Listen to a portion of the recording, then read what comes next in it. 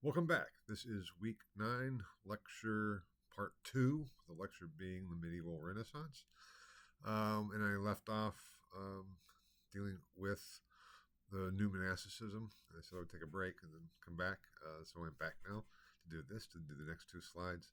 And it is still packing a lot in, so I'll try to sift through this as much as possible. And the written lecture has a bit more detail and things, so hopefully you won't feel too shortchanged by presentation here. When we look then from this new monasticism as part of this reforming effort, it was broader than simply how to make Christians Christians, or in some ways it was part of what was trying to make Christians, was a reform movement within the church hierarchy, the ecclesiastical hierarchy, as such, which falls under the general term of the Gregorian Reform. Now, the Gregorian Reforms refers to Pope Gregory VII. Now, there were movements to reform how the church, or how the clergy, and here I'm talking about the hierarchy, how they did things. Before Gregory, and that continued afterwards, but we'll see how and why Gregory was the central figure in this. And the overwhelming idea about the reforms that have become known as the Gregorian Reforms was the slogan used at the time, the freedom of the church. Now, I know I addressed earlier the issue of the terms church and state, agreed. But even the political theory early on, especially then as we get into the 12th, 13th, 14th century, would use the term church to refer to the ecclesiastical hierarchy. The basic definition of the church was always the body of believers, which included lay people, clerical people, monks, everybody. That was the whole thing, the communio fidelium, the community of the faithful. I'll be talking more about this in the lectures dealing with some of the political theological conflicts in the 14th century. But here, if I use the word church, I don't want you to be confused in terms of, am I going back on my own designation of the proper use of terms? But it was by means of the bishops and archbishops and popes, the term church could refer to the upper administration, so to speak, of the ecclesiastical hierarchy, the bishops and so on. And that is often how it was used.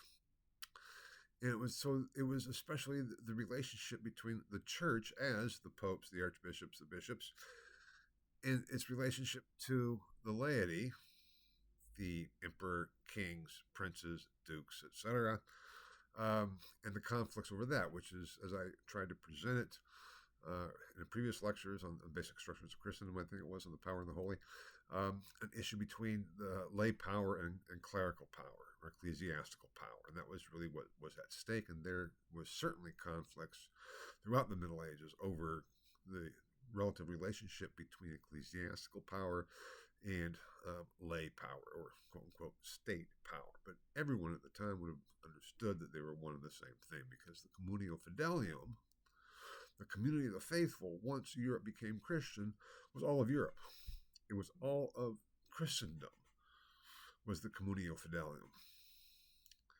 And therefore, there is no distinction in our sense between quote-unquote church and state. They're one and the same. That being said now, looking at this freedom of the church, it really meant the freedom of the clergy. But what did it mean by the freedom of the church? It meant freedom from lay control. Now, if we go back to the idea of the proprietary church, as I talked about it in terms of the manor, talking about the manor on that lower level, the lord of the manor considered the church of the village to be his church, and the priest of that church to be his priest.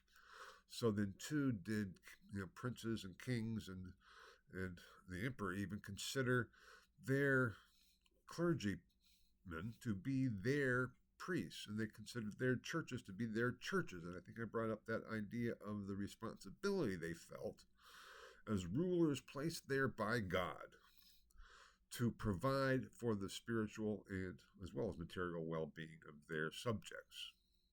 that sense of, if I'm a ruler, if I'm a duke or a margrave or a king or the emperor, I am ruling for God. And I have the responsibility. So, damn it, the church is mine. Who is going to be a bishop or whatever is going to be something that I should be determining. But I'm not ordained. And in some ways, this goes all the way back to Constantine and the Council of Nicaea, when the emperor calls for the council to decide fundamental positions of doctrine and belief.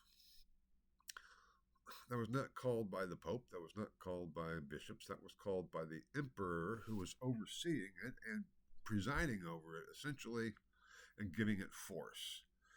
That concept of this is my church was the proprietary church. So on the one hand, we can refer to it as that very local level of the manor, and the lord of the manor's view of his church being the local church. You can also view it as, from the king of the Franks, with Charlemagne, all the way through up into the emperors and the high and later Middle Ages. They viewed it as their own property. That same way that they viewed the state as their property. And I think I said there was really no concept of the crown or the state independent from the individual who was king or emperor. For Charlemagne, even, it is a personal realm, his own property.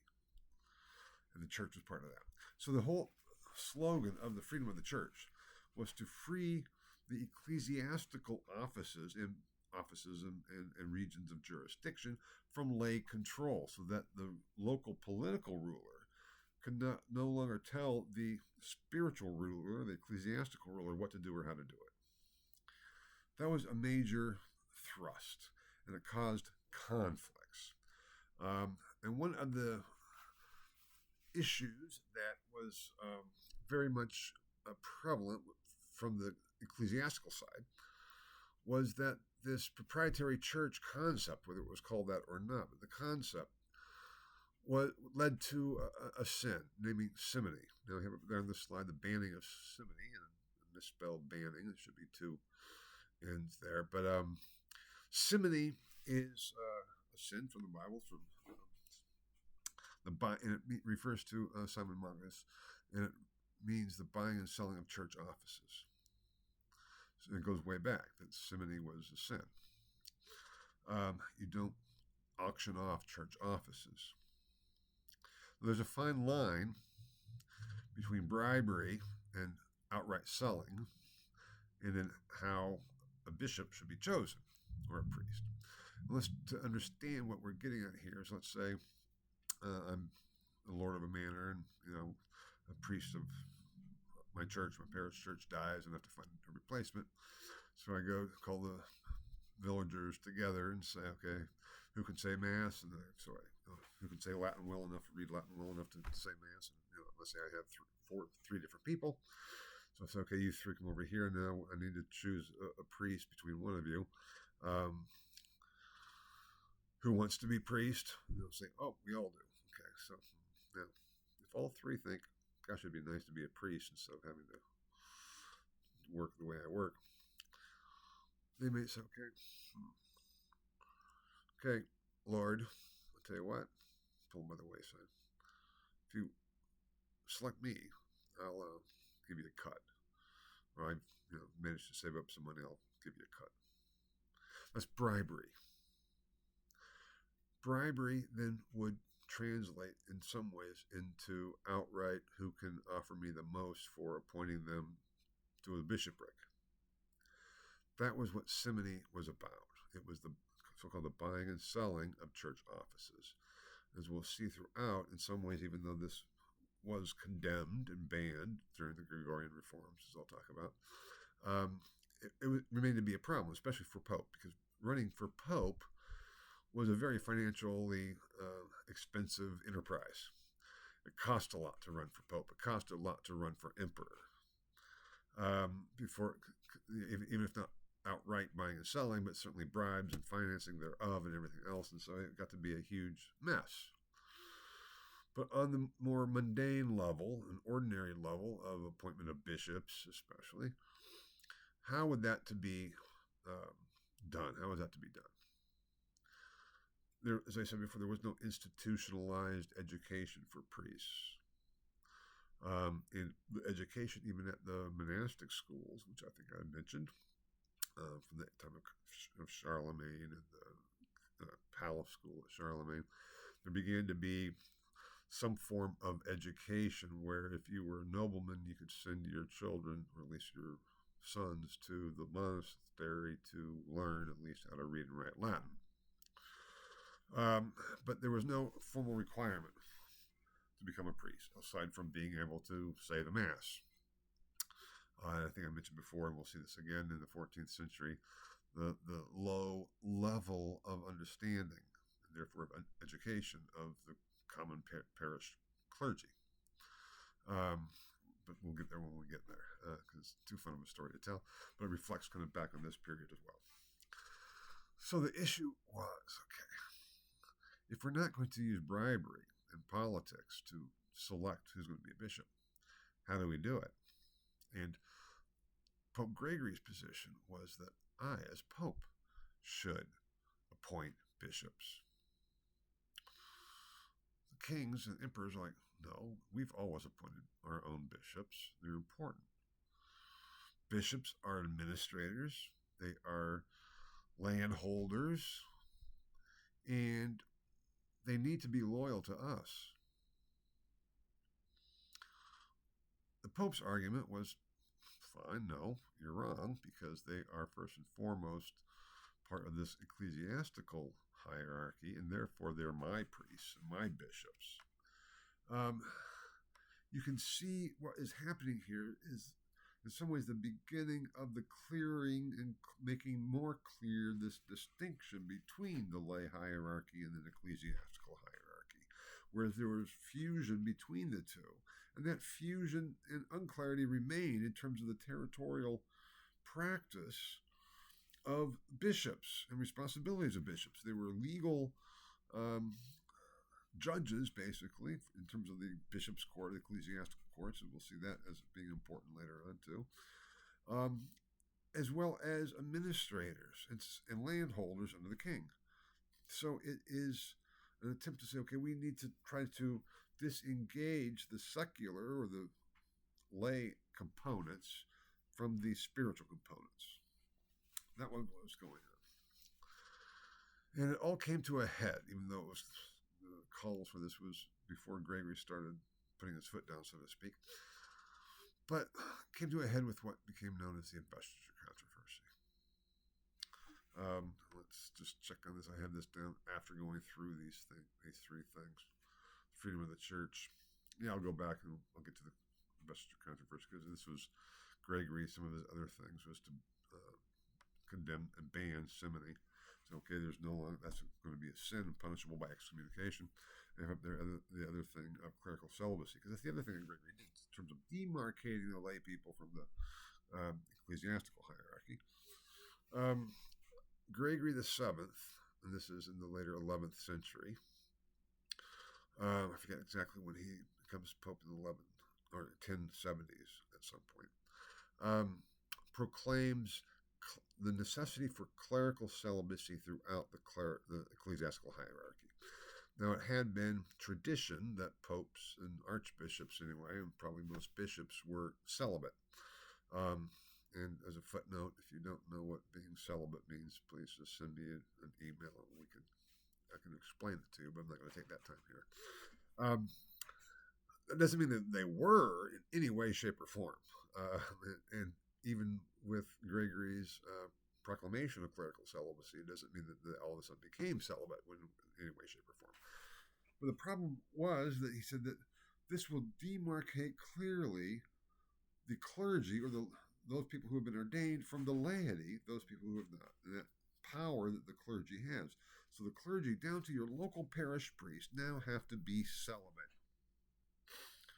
This was a problem, because especially on the local level, they theoretically could not be married, but they would have their housewives, the priests' housewives. And everybody thought that was a great solution. It was, kept the wives and daughters of the villagers safe, so to speak. and probably their sons as well. That will come back too, maybe in a later lecture if I can get to it. Bring it in. I think it probably I may, but those are fun issues there. Meaning the problem with pedophile priests is not necessarily new. Anyway, um, and so all of a sudden those women had to be sent away, and it caused a real problem.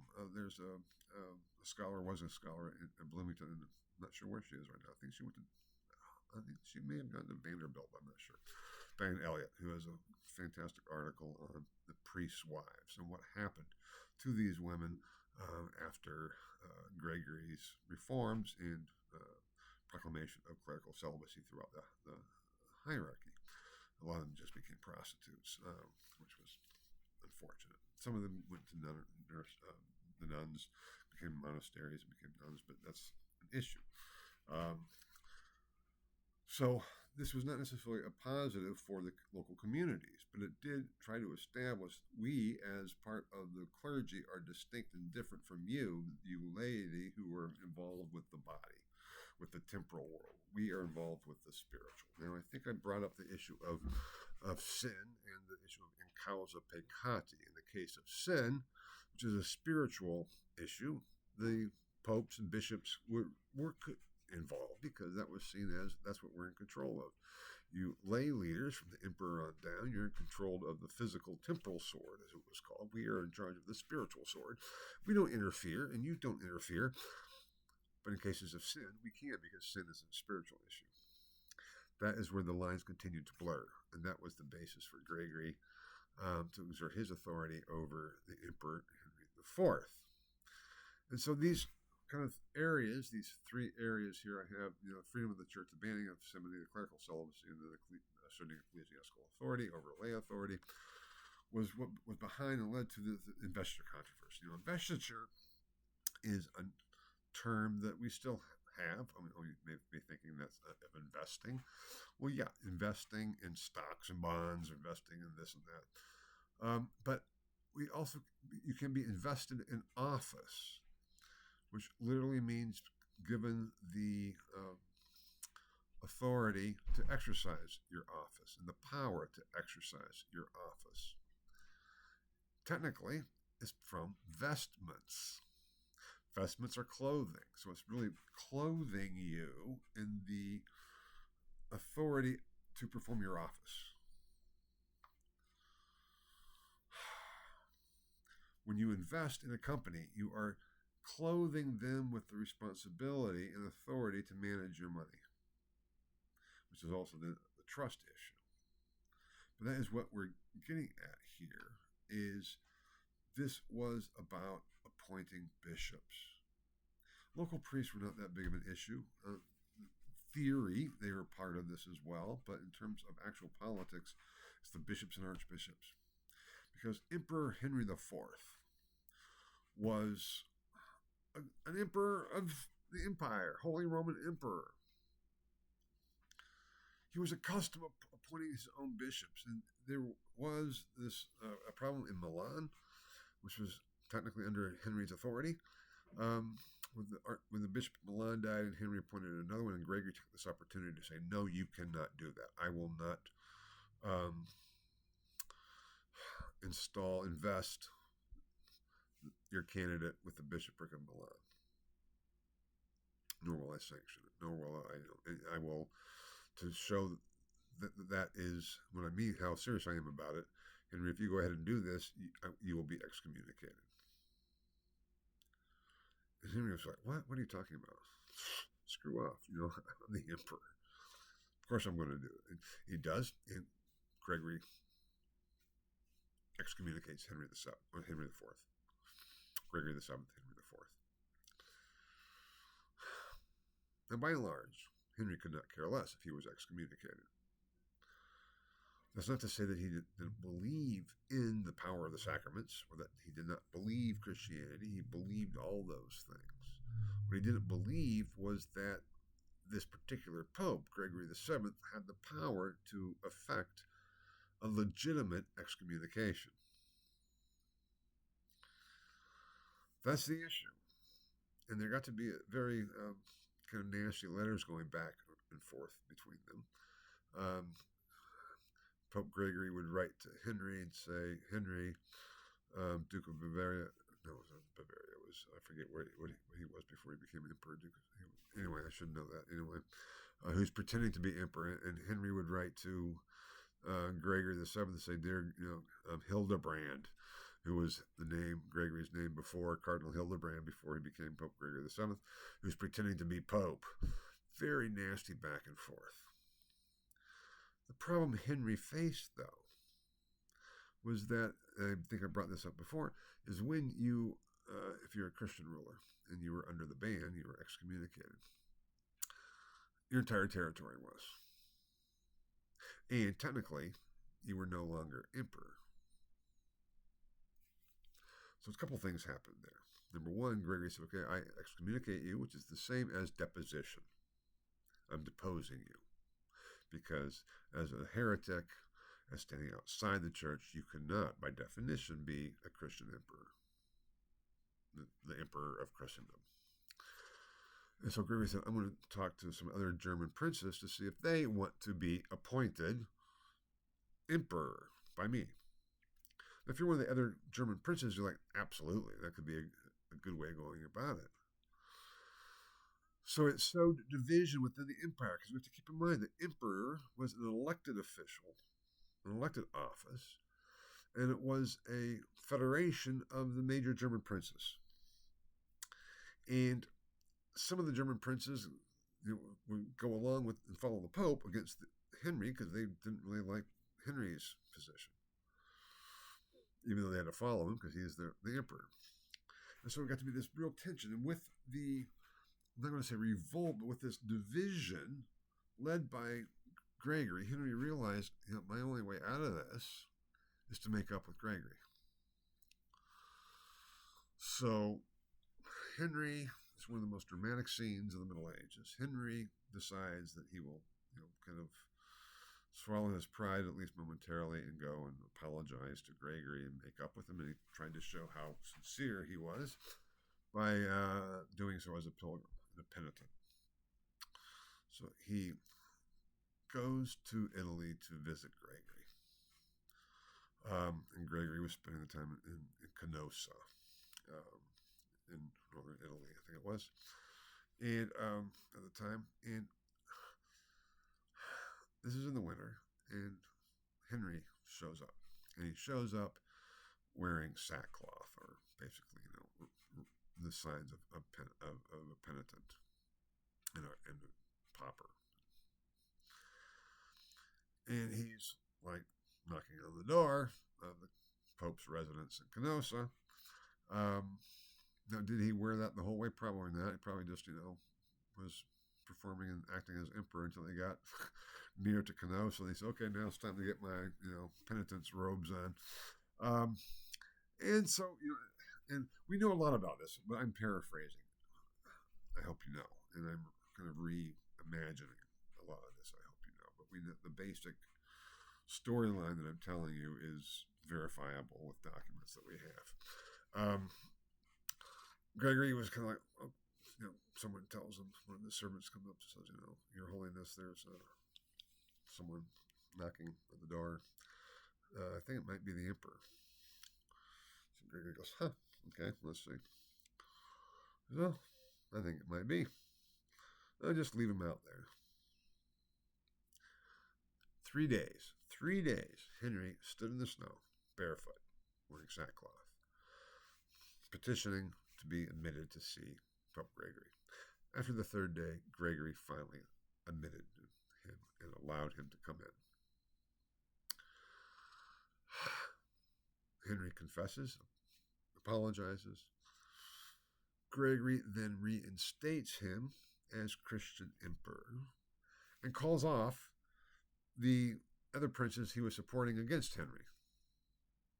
Because now the emperor was reinstated as legitimate emperor.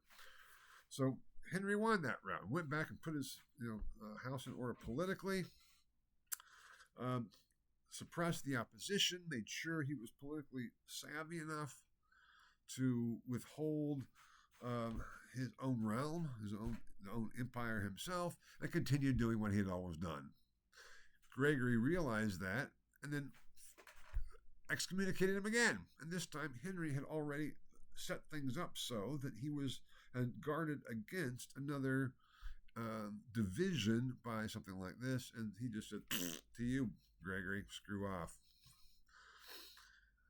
And that's how it ended. Conflict. Henry died, excommunicated. And it's just like, it's this great story. And it's a political story, but it also gets at a very important point. So that is the relationship between spiritual power and lay power, temporal power, how they interacted and what was going on at this time, and Gregory's attempt to assert the independence of the ecclesiastical power over against the lay power. It's not that Gregory won. It goes back and forth. Now, just a little bit more about investiture. It was almost an analogous ritual to the ritual of homage, becoming the man. The Pope would invest the new bishop with the ring and the staff, the symbols of office, and lift him up, and that was grant the bishop the authority to administer the office. Now, interestingly enough, and I'll talk more about this when we get into the political theory in the 14th century, you're never ordained a bishop. You're installed as bishop, even if they call it an ordination. You're ordained as a priest. But a bishop is a perfected priest, as was said in the theory, the documents. Because a priest could affect the sacraments, could say the Mass and affect transubstantiation, but a priest could not install a bishop. A priest could not ordain another priest. A priest could not consecrate a church. Which is not a sacrament, but still, there are a number of sacramental functions that the priest could not do. The bishop could. That's why it was called a perfected priest, not in terms of, this is really good, but in terms of the fullness of office. That conferral of the power and authority to exercise the office did not affect the status of one's soul, like I talked about before, that character that was imprinted on your soul by ordination. It was an issue of jurisdiction. There was a distinction that would become very important in the 14th century when we get into these conflicts between the power of ordination and the power of jurisdiction. It would be argued that the Pope, as a priest, is no different from any other priest.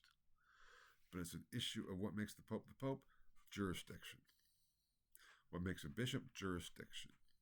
And who has the right to install and invest someone with the jurisdiction of the diocese. That's what this was about. And Gregory was saying, it's me. Henry was saying, it's me. And there was conflict. And even if the demarcation between the ecclesiastical power and the lay power was theoretically becoming more set and more distinct, practically there were still all kinds of problems and issues because of that issue in causa peccati, in jurisdiction. Is that a temporal or is that a spiritual office, and how do we go about doing this?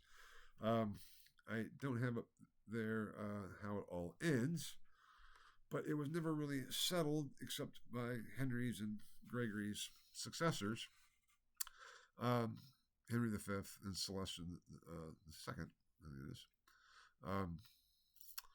at the Concordat of Worms in 1122. Canossa was in 1177 when Canossa took place. So 50 years later, approximately, or 45 years later, it was settled in this agreement between their successors, which was a compromise. And that compromise went like this, okay? Henry V agreed to allow the Pope to appoint bishops and agreed that the Pope had authority to do so And that was great. So he would no longer appoint bishops. The Pope agreed that Henry had the power and right, number one, to veto any choice that the Pope made for a bishop. So Henry could not say, I want my friend Bob to be bishop, but he could say, I don't want this guy John to be bishop. I'm not going to accept him. And to give him, invest him, or to give him the signs of his temporal authority and jurisdiction. The Pope would grant him the ring and the staff, but in terms of actually presenting him with the jurisdiction of the diocese, that would come from Henry. So it was, again, trying to split the different rituals and symbols of power that made a bishop between the two, the emperor and the Pope. It was a compromise. Compromises never work. Yeah. That was what was going on as Gregory is trying to defend the independence of the ecclesiastical hierarchy from lay interference and control, just as Henry was trying to defend the lay hierarchy from ecclesiastical interference and control. It never really worked together. And as all of this was going on, another event took place that was to have a great deal of significance as well, namely the First Crusade. This is after Gregory. Urban II is Pope. And Urban, he's trying to figure out what's going on. And the emperor in the East, Constantinople, which they had been, I think I mentioned the Great Schism of 1054 when they agreed not to be even considered to be the same thing, so to speak, was having problems with Islamic expansion and appealed to Urban for help. So that's one aspect. And Urban thought, this is a great opportunity because it puts me in the position of superiority, and maybe we can end the schism, and I can again be, Pope over all of Christians as well as over just Christendom, which is Western Europe. Number one. Number two, he thought, our Christian princes, and this has been going on for a while too, popes were worried about this, they're just fighting each other constantly. They're constantly fighting each other. Christian princes should not be fighting Christian princes. There have been attempts to limit the warring among Christian princes with rules called the Peace of God and the Truce of God, so there could be no fighting on Sundays and on holidays and things like that. But Urban saw this too as an opportunity to kind of manage and focus all of this, let's say, energy into bellicose energy, into working towards a common enemy, the infidel, who was threatening Christians in the East. And in 1095, he gives his famous speech at Clermont, who calls for all Christian princes, all Christian knights to go to help defend the Holy Land from the infidel. Put away your bickering amongst each other. We have a greater problem on our hands: Islam.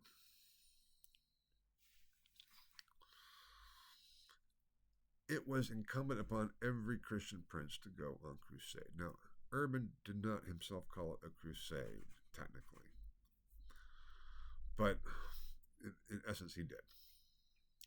And he proclaimed everyone would receive an indulgence from any sin they might commit, would be absolved from any sin they might commit in fighting the infidel. This was a huge campaign, a huge undertaking. And the First Crusade was seen as a huge success. The Christian forces did mobilize. And I think it was in 1097, a couple of years later, they started marching. It was, just think of the logistics, because you have these warring princes and kings and factions, and they all have to work together to get to the Holy Land. That's a long trip with their armies, the knights with their horses and their retinues, all the food, all the what was necessary to do that, and to march by foot from Europe to the Middle East. An amazing undertaking. And they were successful in that they seized Jerusalem, recapturing the Holy Land from Islam, from the Muslims, and helped to defend Constantinople. We have eyewitness accounts, from both sides, about this First Crusade. One very famous one, which I thought I had here, but I don't, so I was going to read you a couple portions from it, is Fulcher of Chartres. Fulcher went on crusade. He went on the crusade, and he writes a chronicle about it as an eyewitness account. Now, he's not writing it as a reporter from CNN. He's writing it as a noble of the French king, as a Christian. But how he described what's called the Siege of Jerusalem is important. Now, his chronicle is important for a number of things. Number one, for logistics and how it all came about, for military techniques and strategies. It's very important for that. But also some of the mentality. Now, it was a holy war and proclaimed as a holy war, and proclaimed as a means of not earning your salvation, but certainly absolving from your sins, fighting for God. And when they finally breached the walls of Jerusalem and entered in and went to the Temple of David, there was mass slaughter. And Fulcher just saw it was a glorious thing. He said, the floors of the temple flowed with blood at least ankle deep. Not a single woman or child was spared. It was all to the glory of God. Now, part of that is literary. In terms of the numbers, because he starts giving numbers. I forget how many. I think he said 40,000 were killed. Numbers function as adjectives. Blood flowing ankle deep was an image from the Bible, but he was putting this in terms of ancient Israel and the victories of ancient Israel over the Philistines and all those ones that God told them to go battle and fight. So he's using it more literarily than descriptively. But the point is, whatever happened in the temple of David in Jerusalem, it was pretty horrific. He also talked about how these Christians would go and slit open the bellies of the infidels who had swallowed their gold coins. Slit open the bellies to get them out and leave them there. And it was this gruesome, horrific attack. And they established the Latin Kingdom of Jerusalem. So they actually established a Western government in Jerusalem that lasted for a while. And actually the King of Naples on into the 14th, 15th, 16th century had the title of the King of Jerusalem. And I think now the King of Spain still has the title of King of Jerusalem.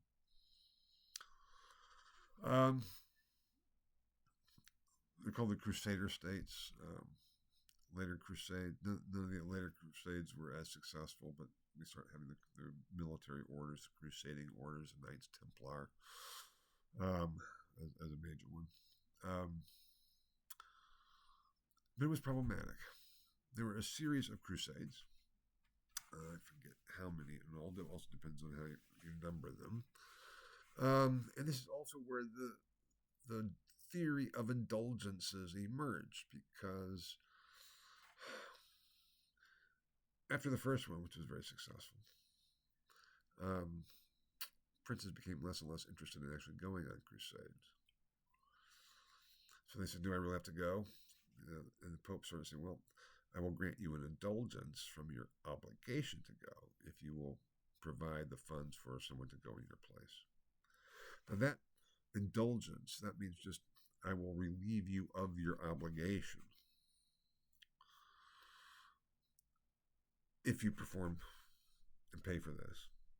Started then to be associated too with penance imposed, because penance is obligatory if you want salvation. So you can then receive an indulgence from penance. And we'll talk more about the whole doctrine and theory of indulgences when we get to the 16th century, the Reformation.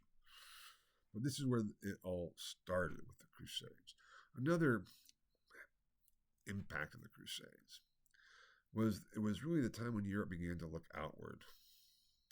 I talked about in an earlier lecture the parenthesis and how even with the world of Charlemagne, Christendom, as it was emerging, was still very insular in terms of how it was viewing itself. It was trying to deal with its own affairs. Even though, as I said, parenthesis has been repeatedly disproved, but it stimulated so much research because it showed that it wasn't closed off. But in terms of the mentality, it was very much we need to focus on ourselves. With the Crusades, we begin to see Christendom looking outward to the wider world. For example, there had been trade going on. Always have. It's only after the Crusades that we see this increased network of trading going on. And I think I talked about this in the written lecture, the previous written lecture, basic structures of Christendom. So I can refer you back to I think there were some maps there. We have the Hansa emerging. We have in the 12th century. We have Marco Polo in the 13th century going all the way to China. So it begins to have extensive networks of trade after the Crusades. So the world is changing, and that changes the whole perspective mentally of Christendom.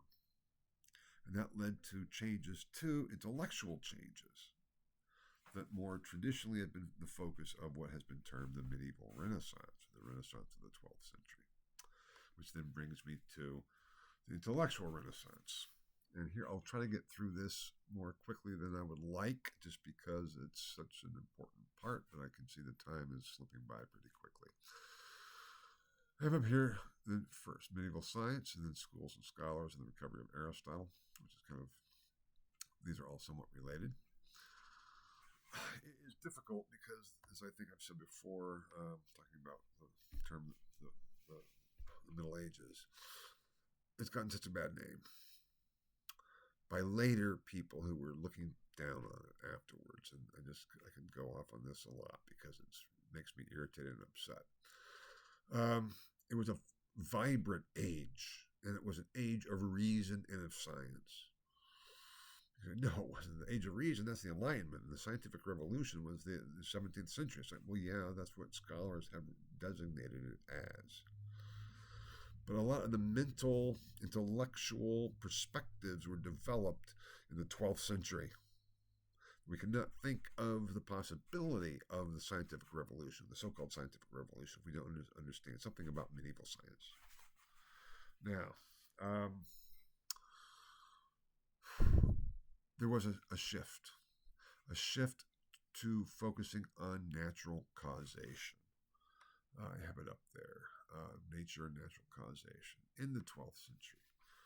I'll mention this again in a second. It used to be thought that this was all spurred by the recovery of Aristotle, but actually it preceded the recovery of Aristotle.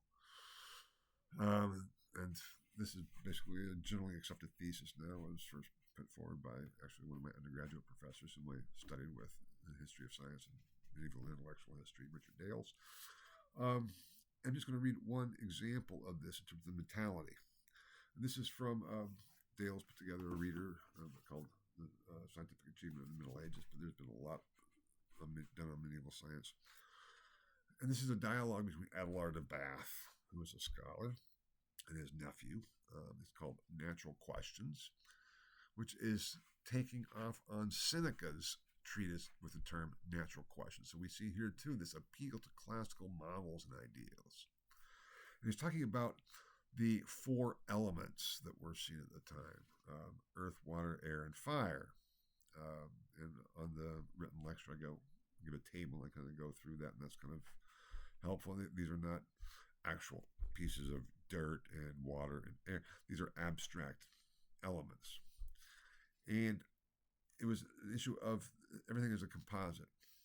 Every being that is a composite of these different elements, even though one may be the primary element. So anyway, his nephew, Adelard's nephew, is challenging his uncle and says here,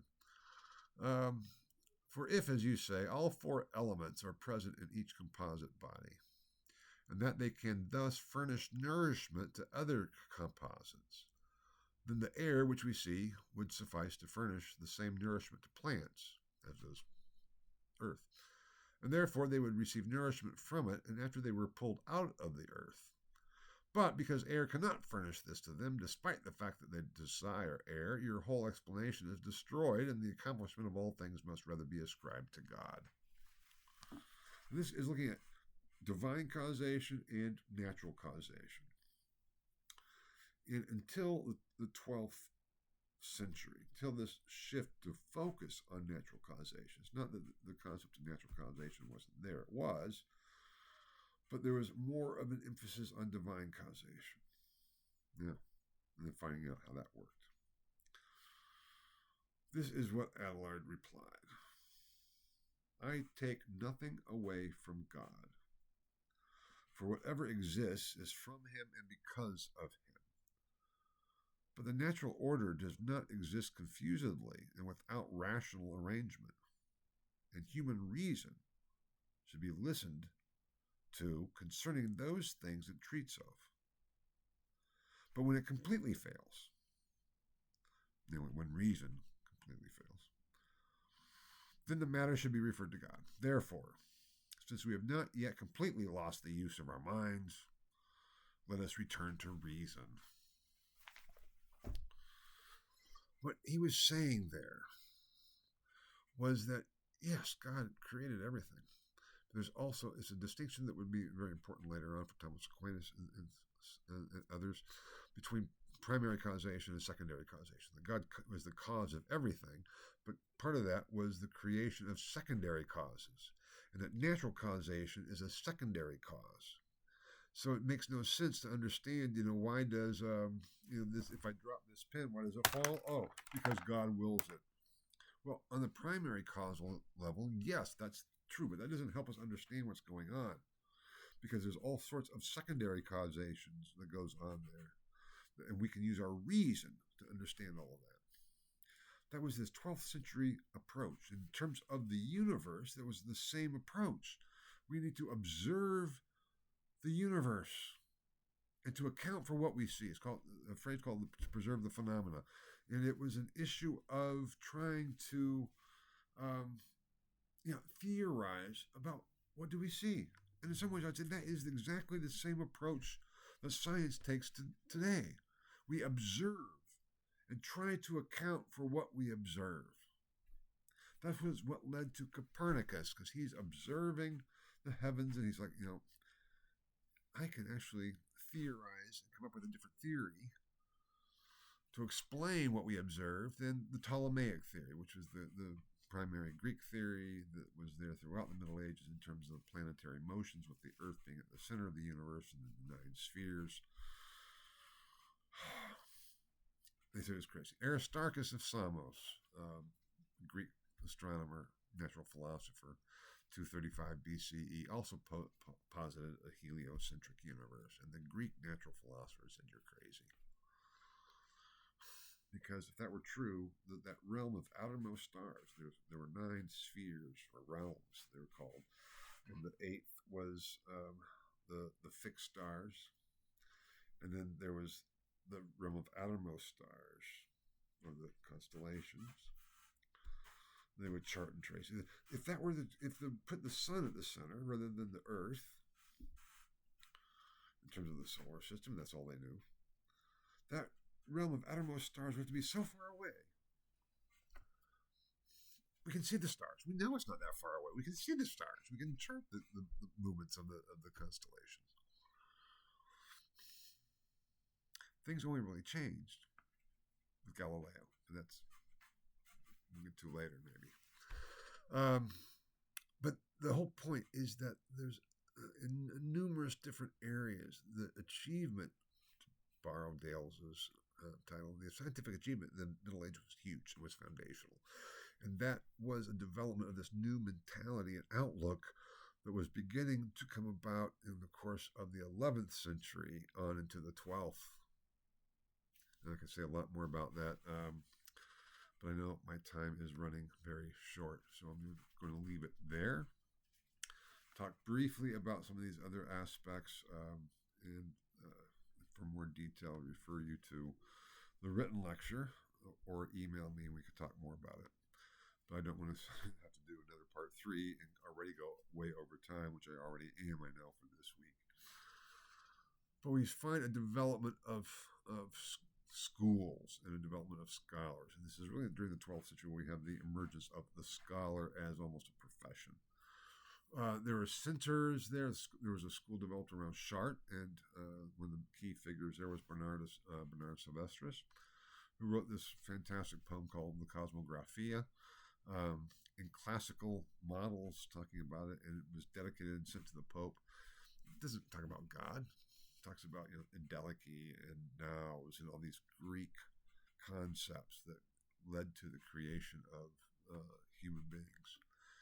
And the Pope thought it was great. The megacosmos and the microcosmos. The human being is a microcosmos of the megacosmos. And Paris became a center of learning. And Hugh of St. Victor and the Victorine school outside of Paris was of significant. And probably the most famous case is Peter Abelard, who became the most famous scholar at Paris. And he got into major conflict with St. Bernard of Clairvaux, a Cistercian, as I mentioned. Abelard was a brash, brilliant mind. He was a Christian. Everybody was Christian at this time. That didn't mean that you cowered and listened. I mean, he wrote a work too called Sic et Non, Yes and No, where he put together all the decrees of church councils and popes and showed how on almost any given question of theology, you could point to councils that said yes to it and other councils that said no. There was contradictions all the way through. This was an attempt to define things, and there's no one absolute right answer. He wrote theological works, and then he also, makes a long story short, fell in love with one of his students, a young student named Eloise. It's a great story.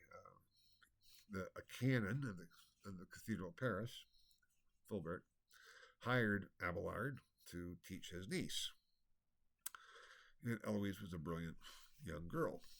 And Abelard said, okay. Abelard's probably about 40 at this point. But they have this mad love affair. We know we have the letters of Abelard and Eloise that we can read even today, and it's just a fantastic account. To make a long story short, Eloise gets pregnant. Abelard confesses to Uncle Fulbert. Basically, sorry, Fulbert, I kind of knocked up your niece. Fulbert got upset and had Abelard castrated. Abelard survived. And then afterwards, Eloise became pregnant and gave birth to their baby, Astrolabe, as they named it. She ended up being the abbess of a nunnery, and they didn't really see each other for quite a long time. But then Abelard wrote a work called The History of My Calamities. Eloise saw a copy of that, read it, and then starts writing to Abelard, and it talks about how she still loved him thoroughly, and she was only there. She would rather have been, his wife than the Pope's whore, or his whore than the Emperor's wife. But then she said, can I get any satisfaction from you? And he writes back, dear sister in Christ. But she does finally ask him to write a rule for her monastery, which he does. So there's a series of letters going back and forth. It's fantastic. But the point here is that he was using reason and textual analysis to interpret the text. And what we see with the conflict between Abelard and then St. Bernard was two different approaches to text. In some ways, like secular schools or public schools, and then parochial schools. St. Bernard was the monastic school approach, almost like, okay, everybody, let's get together. We come in, good morning, students, let's pray. And we ask God to reveal to us the truth and wisdom of what we're studying. Abelard is like, to that, we don't need that. I'm not against praying. Abelard was, a thorough Christian. And he had the same attitude even after his castration. He becomes a Benedictine monk. And he is, still has the same approach that we use our reason first. And we can understand the text. We can interpret the text of the Bible the same way we can interpret any classical text. That was a huge clash in approaches. And it was Abelard's approach that led to the universities I'll be talking about next time, and part of this intellectual renaissance, or just nascence, birth of the 12th century in the broad sense. Now I have up there to the standardization of textbooks because, too, in the course of the 12th century, not only do we have this shift of natural causation, shift of logic and focusing on reason and logic in terms of textual analysis, we also have a standardization of the basic textbooks involved, at least in terms of theology and law.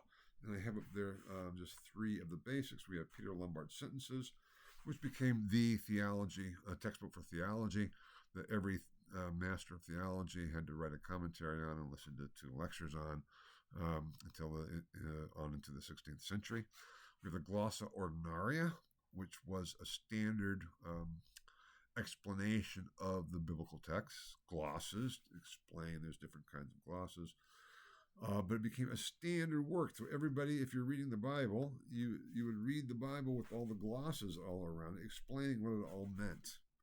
And that became a standard text. So you have one approach.